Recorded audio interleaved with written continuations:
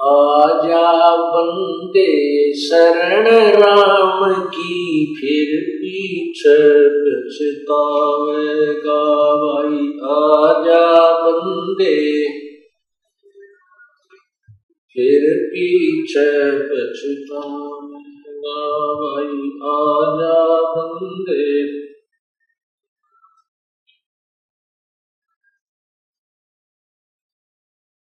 आजा बंदे शरण राम की, फिर पछतावेगा। बालू की बीत पवन का खंबा, कब लग खैर मनावेगा। बालू की बीत पवन का खंबा, कब लग खैर मनावेगा।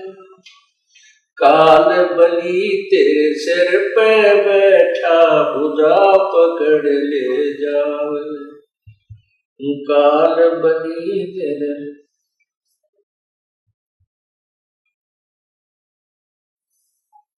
आजा बंदे शरण राम की, फिर पछतावेगा भाई।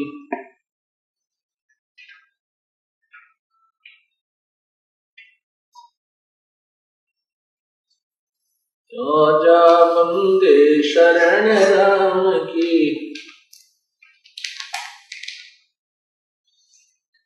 बालू की बीत पवन का खंबा, कब लग खैर मनावेगा। बालू की बीत पवन का, कब लग खैर मनावे। आजम तेरे घट न घेर, तू राम कर्ण ना पाए। आजम तेरे घट न घेर, तू राम कर्ण ना पावेगा भाई। आजा बंदे फिर पाछे पछता। काल बली तेरे सिर पे बैठा, भुजा पकड़ ले जावेगा। काल बली तेरे पीछे पकड़ ले जावेगा। मात पिता तेरा कुटुंब कबीला, सारा कड़ा लखावे। मात पिता तेरा कुटुंब कबीला, सारा कड़ा लखावेगा भाई। आजा बंदे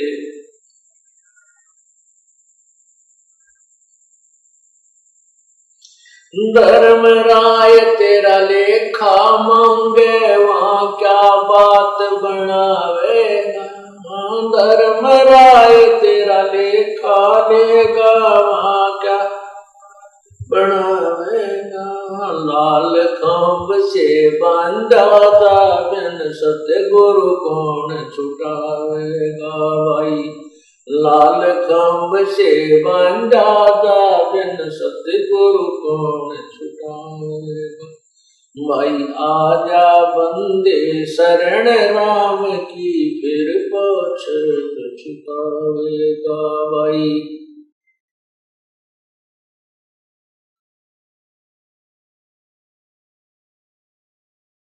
दिया लिया तेरे संग चलेगा, दराड क्या रह जाएगा। दिया लिया तेरे संग चलेगा, दराड क्या रह जाएगा। कहे कबीर सुनो भाई साधो, करनी के फल पावेगा। हाँ कहे कबीर सुनो भाई साधो, करनी के फल पावेगा भाई। आजा बंदे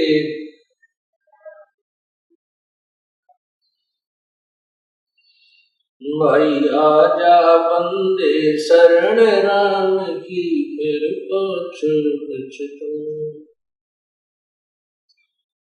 परमात्मा ने कबीर परमेश्वर जी ने क्या बताया है कि आजा बंदे शरण राम की,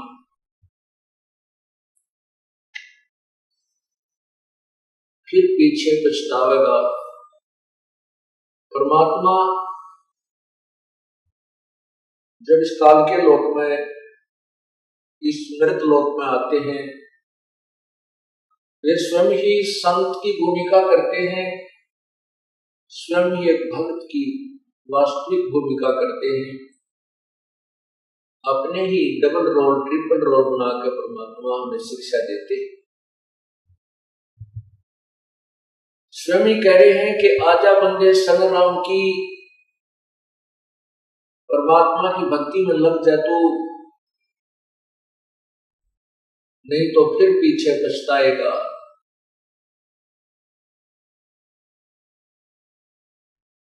फिर साथ में हम याद दिलाते हैं, ये बालू की भींत, जैसे बालू रेत से द्वार बनाई जाए, वो इतनी अस्थायी होती है कि वो कोई पशु का पैर लग जाए तो गिर जाए, तेज वर्षा आ जाए तो उसके नाम निशान नहीं मिले,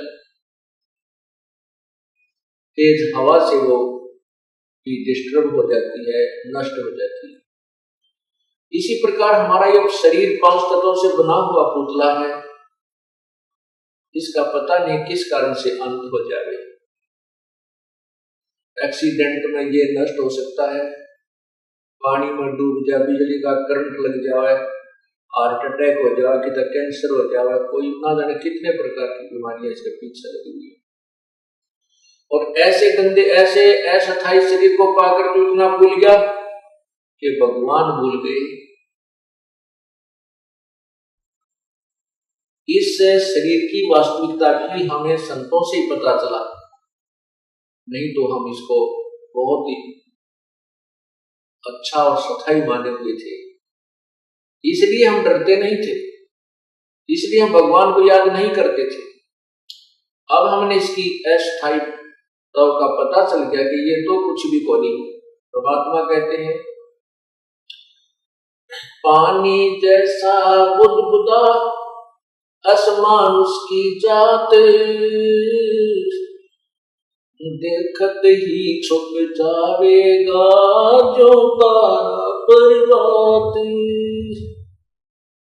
ये तो पानी जैसा बुलबुला, पानी के ऊपर एक बुलबुला आ जाता है, वो कुछ देर तो मौजों का तो रहता है, 1 सेकंड में उसका पता नहीं चलता। इसी प्रकार ये मनुष्य शरीर है, एक बार हमारे हाथ से छूट गया, इससे प्राणी निकल गया, इसको सवा कर देंगे या कि तो जमीन में गाड़ देंगे, इसका नाम और निशान मिटा दिया जाएगा। इसलिए हम इस मिट्टी से लाभ उठाना है। जैसे किसान मिट्टी से गेहूं उत्पन्न कर देता है, अपनी जीवन रक्षक गेहूं को बना लेता है, उससे धन कमाता है, मकान बना लेता है, अपने कपड़े वस्त्र ब्याह शादी की व्यवस्था कर देता है, मिट्टी से कर लेता है। ठीक इसी प्रकार हमने इस 5 तत्वों से बने हुए इस मिट्टी के महल से, इस मिट्टी के खेत से राम नाम का धन एकत्रित करना है, ये कमाई करनी है। यदि हमने इस मिट्टी से राम नाम का धन संचित कर लिया तो इसका लाभ है, अन्यथा मनुष्य शरीर का कोई यूज नहीं, कोई लाभ नहीं। नहीं तो हम वही कर्म करते हैं जैसे आम प्राणी करते हैं, बच्चों को उत्पन्न करना, उनके अंदर मोह ममता, और फिर इस शरीर को त्याग करके चले जाए। इसलिए परमात्मा हमें याद दिला रहे हैं, ये बालू की भींत, ये आपका जो शरीर है ये ऐसा जैसे बालू रेत की बनी हुई एक दीवार को, जो बिल्कुल अस्थायी, जिसका कोई भरोसा नहीं कब और किस कारण से नष्ट हो जाए, ऐसे शरीर, ऐसा शरीर है। और फिर कहते हैं, इस मिट्टी से बने हुए शरीर की तो कब तक खैर मनावेगा, कब तक शुक्र मनावेगा। बीमार हो गया, कोई इंजेक्शन लगा दिया, राहत मिल गई, कैंसर होगी, डॉक्टर भी हाथ खड़े कर देते हैं, भाई तो ये मृत्यु को प्राप्त होगा ही। तो परमात्मा कहते हैं, मान लीजिए 100 वर्ष भी रह गया तो भी अंत होना इसका, इसकी खैर कब तक मनाएगा, अर्थात इस मिट्टी से लाभ उठाने से ही तेरा लाभ होगा, परमात्मा प्राप्त होगा।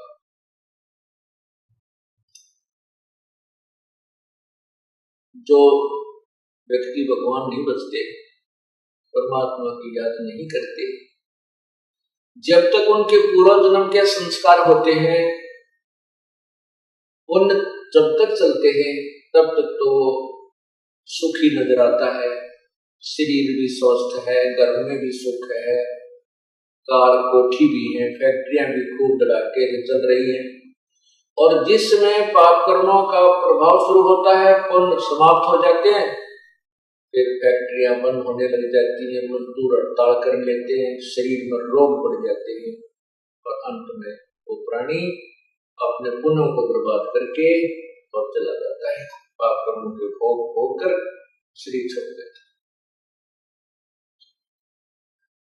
सत्संग में याद दिला जाता है कि जो प्राणी आज जैसे भी संस्कार है, कोई राष्ट्रपति बना है, कोई प्रधानमंत्री बना है, कोई मुख्यमंत्री बना है, या कोई अन्य अधिकारी है, या हमारे जैसा कोई गरीब है, कोई रिक्शा चला रहा है, कोई मजदूर है, किसान है, किसी को रोग लगा है, कोई स्वस्थ है, ये अपने ही पूर्व जन्म के और पापों के आधार से। ये पूर्व जन्म में जब हम कभी मानुष जीवन में थे, उस समय हमने ये पुण्य और पाप किए थे, जिनका भोग आज हम भोग रहे हैं। और इस जन्म में यदि हम कोई शुभ नहीं करेंगे तो भविष्य में हमें प्राप्त नहीं होगा। जैसे किसान फसल तैयार करके और गेहूं को निकाल के अपने मकान में डाल देता है, गेहूं के ठेके भर लेता है, और यदि वो किसान अगले सीजन में फिर से फसल नहीं बोता है, तो जो पहले उस सीजन में गेहूं जोड़कर जो रखी हुई थी, एकत्रित की हुई थी, वो हो सकता है उसके 2 वर्ष भी काम निकाल के खाने पीने का, हो सकता है वो 3 साल भी काम चला दे। फिर वो यदि फिर से वो किसान उसी प्रोसीजर को नहीं अपनाएगा, अर्थात फिर से खेती तैयार नहीं करेगा, बीज नहीं बोएगा, तो किसान कंगाल हो जाएगा, उसके बच्चे मजदूरी करेंगे, मांगता फिरेगा, भीख मांगेगा, निर्धन हो जाएगा। ठीक इसी प्रकार हम पूर्व जन्म में की हुई कमाई के ठेके पर रखे हैं, उनमें से हमें मनुष्य शरीर मिला है। इस मनुष्य शरीर में जो हमें प्राप्त है, आज हम उसको ठाठ से खा रहे हैं। कोई गुटकी लगा रहा है, कोई सुल्फा पी रहा है, कोई अफीम खा रहा है, कोई शराब पी रहा है, कोई सिनेमा देखा है कि तो बकवाद गढ़ते हैं, परमात्मा से नहीं डरते हैं, परमात्मा को याद नहीं करते हैं, और करते हैं तो फॉर्मेलिटी ही करते हैं, शास्त्र अनुकूल साधना नहीं करते, तो उनका जीवन व्यर्थ हो रहा है। एक भक्त कह रहा था, उसने उपदेश नहीं लिया था, एक साधारण सी एक कॉमन सी बात है, जैसे कोई व्यक्ति बीड़ी शराब मांस तंबाकू प्रयोग नहीं कर रहा, और हमारे साथ बहुत से भक्तों के साथ वार्ता हुई, तो वो कहते हैं जी हम तो ना शराब पीता हूं, ना मांस खाता हूं, ना कोई और चोरी ठगी करता हूं, अपना ईमानदारी से कार्य करते हैं और ठीक गुजारा चल रहा है, मुझे नाम लेने की कोई आवश्यकता नहीं, मैं तो वैसे ही नाम लिए बराबर हूं। तो उसको फिर समझाया जाता है कि हे भोली आत्मा, जो अवगुण आप नहीं कर रही, ये तो मनुष्य जीवन का प्रथम कर्तव्य है, और जो ये पाप भी, ये बुराइयां भी कर रहे हैं, वो तो और ज्यादा पाप के भागी बन रहे हैं। आप केवल उन पापों से बचे हुए हैं जो अन्य व्यक्ति वो शराब मांस तंबाकू चोरी ठगी करके जो पाप कमा रहे हैं। लेकिन जीवन आपका भी इनकम्प्लीट है। मनुष्य जीवन का कर्तव्य आपका पूर्ण नहीं है। जैसे एक एकड़ जमीन में घास फूस झाड़ बोझड़े कांटेदार झाड़ियां खड़ी है और उसके साथ वाले एकड़ में, साथ वाले किले में, खेत में किसान ने खूब अच्छी तरह संभाल रखा है, उसमें कोई झाड़ नहीं, कोई कांटेदार झाड़ी नहीं, वो बिल्कुल बोने योग्य करके छोड़ दिया और बीज उसमें बीजा नहीं, तो क्या लाभ हुआ? जैसा वो झाड़ जंखाड़ कांटेदार झाड़ियां जिसमें कबाड़ उगा पड़ा है उस खेत में और बाह्य समारे खेत में कोई अंतर नहीं है, यदि उस बाह्य समारे खेत में बीज नहीं बीजा जाता। ठीक इसी प्रकार जो पुण्यात्मा बुराई नहीं करते वो तो समरा समराया खेत है, वो तो वैसे ही पुण्यात्मा है, राम नाम लेते ही उसकी तो बहुत अच्छी श्रद्धा बन जाएगी। और जो बुराइयां करता है उसको साफ किया जाता है। जिस प्रकार किसान कितना ही खराब खेत हो उसको कस्सी से, हल से, ट्रैक्टर से उसको कवाड़ियां पे काट पीट के उसके सारे घास अड़ंगे ने, कुबाड़ ने, खरपतवार ने काट के और निर्मल कर लेता है, साफ कर लेता है, फिर बाव और फिर बीज बीज देता है। जो पुण्यात्मा बुराई नहीं करते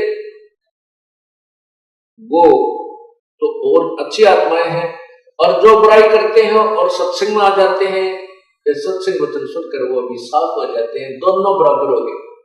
रही बात उन पापों की जो पाप उसने कर लिए, जो बुराई करता था, चोरी करता था, ठगी करता था, बीड़ी शराब मांस तंबाकू पीकर पाप इकट्ठे करता था और दूसरे ने पाप किए नहीं। अब जिसने पाप किए उसका समाधान है परमात्मा के मंत्र में शक्ति है। जब ही नाम हृदय धरो बड़ो पाप को नाश, मानो जिनकी अग्नि की भाई पड़े पुराने घास।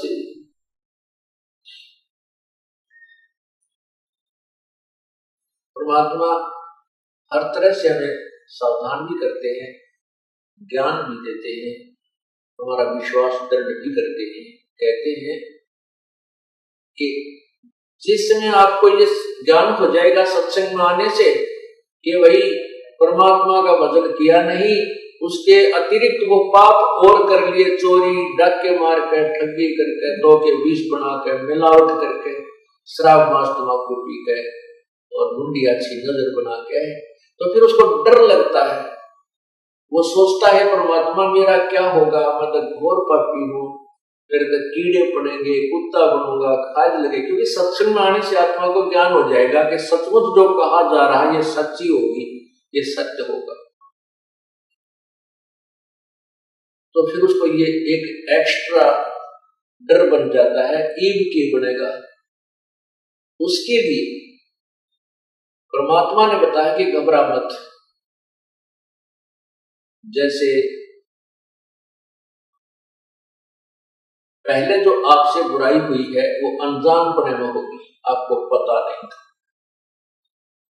जिस प्रकार छोटा सा बालक पालने में झूल रहा होता है और वो क्या करता है, टट्टी पेशाब करके सारे कपड़े भी खराब कर लेता है, हाथ और पैर भी खराब कर लेता है, फिर वो रोने लग जाता है। माता जब आती है उस बच्चे को देखती है, उसकी सारी परिस्थिति से परिचित होकर के वो तुरंत उस बच्चे को उठाती है, स्वच्छ जल से उसको धोती है, उसके कपड़े धोती है, स्वच्छ कपड़े बनाकर दूध पिलाती है, प्यार करती है, सीने से लगा देती है। क्योंकि माँ को पता था कि बच्चा बालक है, अनजान है, इसको पता नहीं।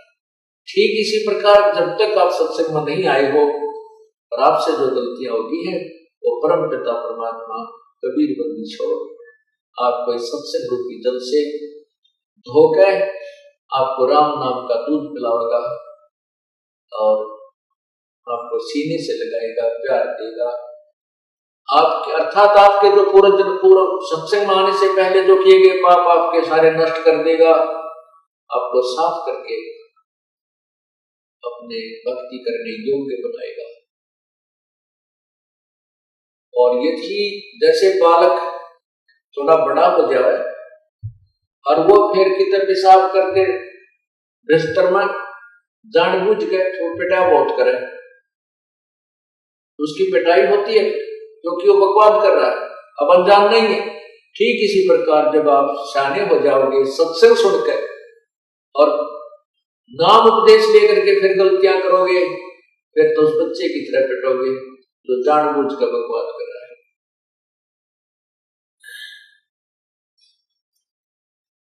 परमात्मा कहते हैं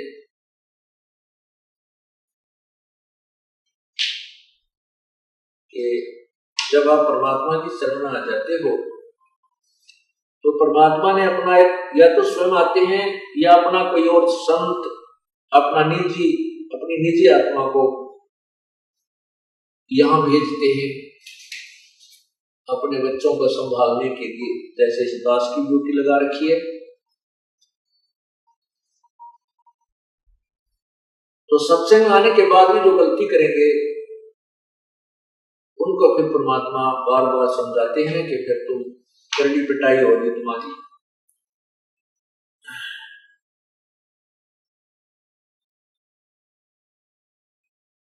और फिर उसको जागृत करते हैं, भाई मानत ना मन मोरा साधो, मानत ना मन मोरा रे, बार बार मैं ये समझाऊं जग में जीवन थोड़ा रे, बार बार मैं ये समझाऊं जग में जीवन थोड़ा रे, मानत ना मन मोरा साधो,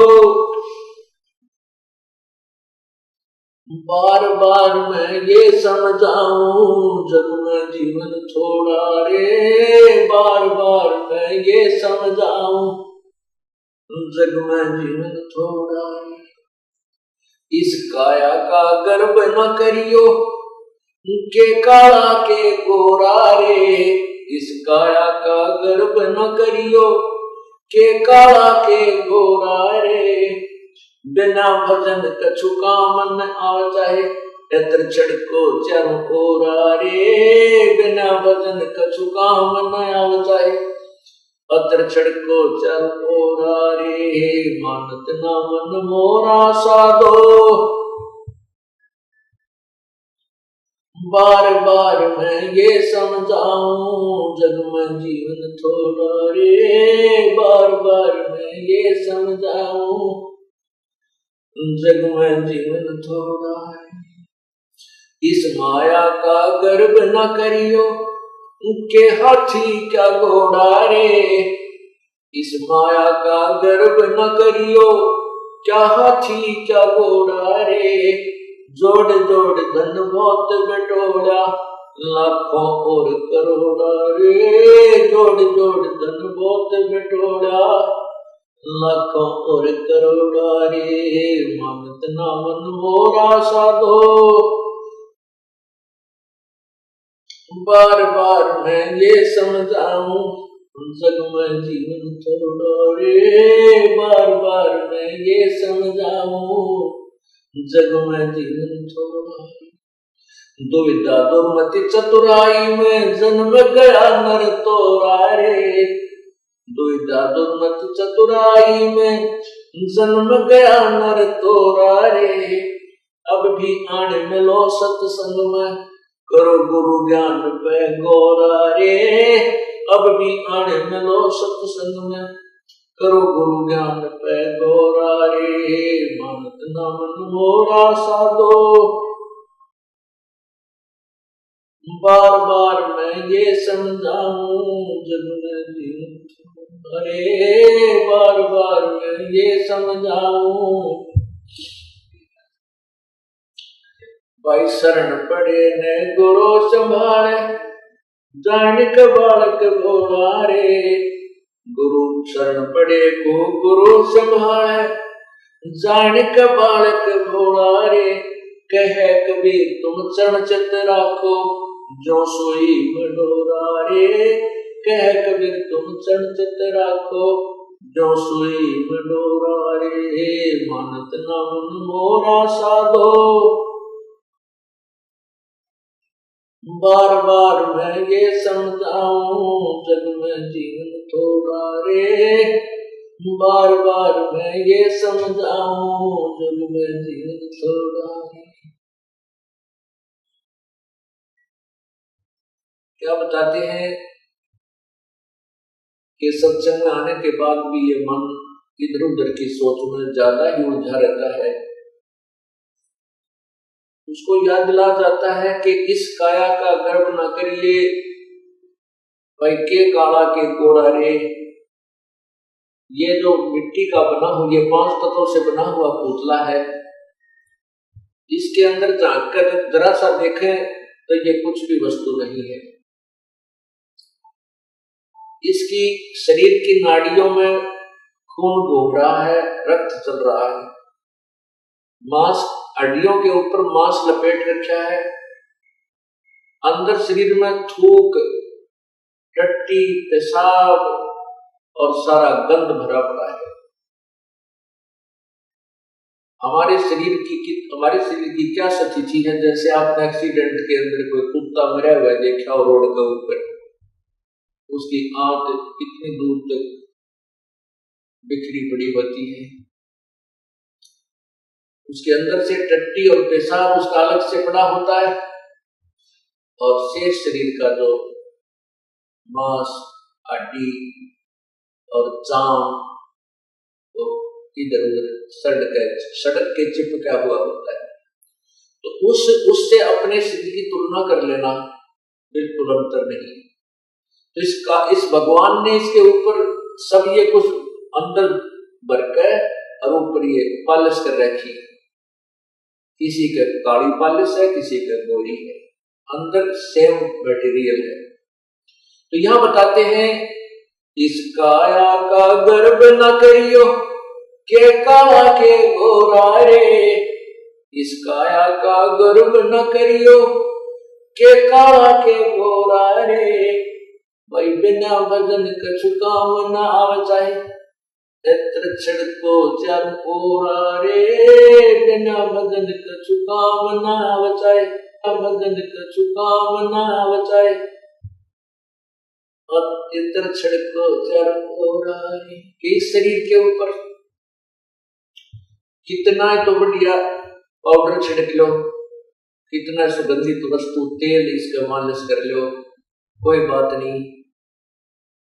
भाई सफाई शरीर की आवश्यक होती है, नहाना है, साबुन ला लो, वो बात अच्छी है।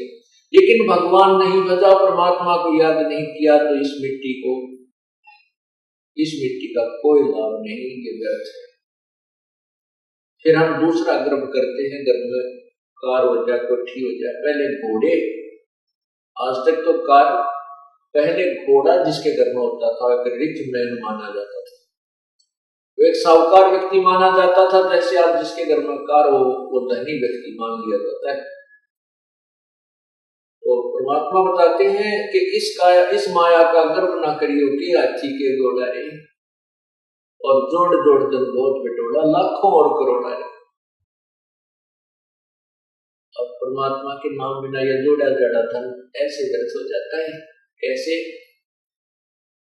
एक समय की बात है, अब देखो पुण्यात्माओं, जो हमारे अनुयायी हैं, जब से इस दास को आज्ञा हुई है परमात्मा की महिमा गुणगान करने की, उसी समय से सत्संग सुनते हुए आ रहे हैं। और सत्संग में वही बातें होती हैं जो प्रभु की महिमा की प्रतिदिन गाई और सुनाई जाती है। उन्हीं को बार बार सुनाया जाता है, उन्हीं के विषय में आपको प्रेरित किया जाता है, सावधान किया जाता है और परिचित कराया जाता है प्रभु की महिमा से। तो आपको प्रति बार, जितनी बार भी आप सत्संग सुनते हो और परमात्मा की महिमा कथाओं के माध्यम से सुनाई जाती है, यदि आपको अच्छी लगती है तो आप बहुत ही अच्छी भक्ति कर रहे हो, आपके अंदर परमात्मा की चाह है। अन्यथा क्या हो जाता है, जैसे हम प्रतिदिन खाना खाते हैं, रोटी आटा वही होता है और रोटी वही होती है। यदि आप स्वस्थ हैं तो वही रोटी, उसमें दाल सब्जी का थोड़ा बहुत फेरबदल हो जाता है। अगर दाल सब्जी ना हो और स्वस्थ हैं, समय पर आपको खूब भूख लगेगी और समय पर जब आपको भूख लगी होगी तो सूखी रोटी हो, अचार मिल जाए तो भी अच्छा, नहीं तो पानी के साथ खाकर भी स्वादिष्ट लगती है, पेट भर दिया जाता है। यदि वो व्यक्ति बीमार हो जाता है, बुखार हो जाता है और मलेरिया बुखार जिसको हो जाता है, उसमें रोटी अच्छी ना लगती, उसको वो रोटी अच्छी नहीं लगती, कड़वी लगती है। मनुखा दाग से संतरा उसको बहुत ही कड़वा लगता है। न तो वो सेब कड़वी है, ना मनुखा दाग कड़वी है, ना रोटी कड़वी है। कड़वी उस बुखार ने उस पुण्यात्मा, उस भक्त की के शरीर की व्यवस्था को खराब कर दिया, जिसके कारण उसको मीठी वस्तु भी कड़वी लग रही। इसलिए तुलसी साहब कहते हैं, तुलसी पिछले पाप तेरी चर्चा ना भावे और जैसे जड़ के वेग ते भूख पैदा हो जाए।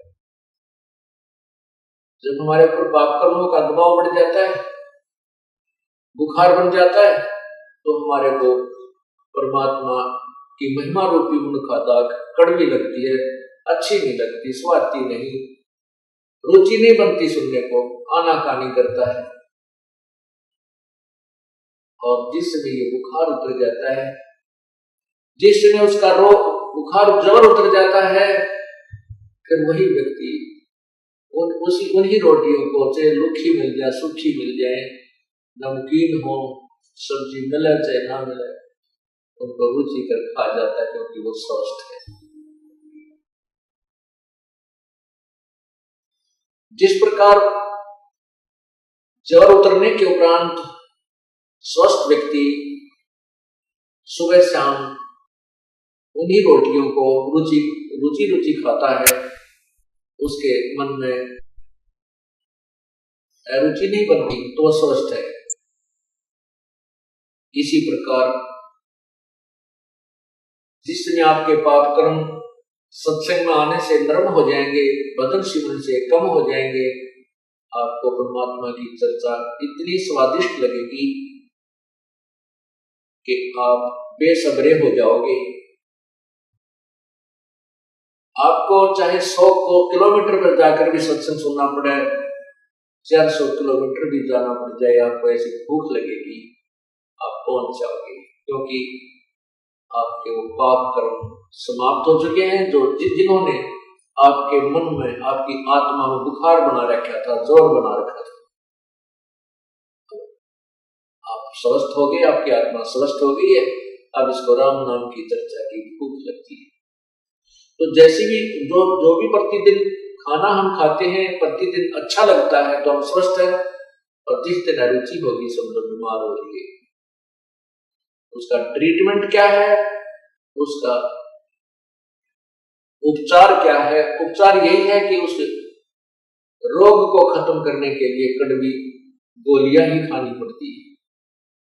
गोलियां, दवाई, औषधि कड़वी होती है, और चाहे रुचि ना हो औषधि खाने की, कड़वी भी लगती है, वो खानी ही पड़ती है। और कड़वी औषधि खाने से रोग कट जाता है। इसी प्रकार आपने कभी कभी सत्संग सुनते सुनते रुचि बन जाती है कि ये कथा तो हमने सुन रखी है, तो समझो आप बीमार हो गए, आपके अंदर पाप कर्मों का कोई दबाव कहीं ना कहीं से बन चुका है। और यदि आपके अंदर गदगद होती है, चाहे आपने 100 बार सुन रखी है, 1000 बार सुन रखी है कथाएं, और उतनी ही रुचिकर, और रुचिकर क्या, उसको सुनने के बाद फिर रोम रोम खड़े हो जाते हैं, कितनी बार सुने, क्योंकि वो तो हर बार सुनने और हर बार याद रखने की बातें हैं। फिर आपकी भक्ति, आपका जो ज्ञान है वो स्वस्थ है, आप ठीक सके। तो इस प्रकार अब आपको बताया जा रहा है कि परमात्मा हमें बताते हैं कि तुम राम नाम के लिए समय नहीं,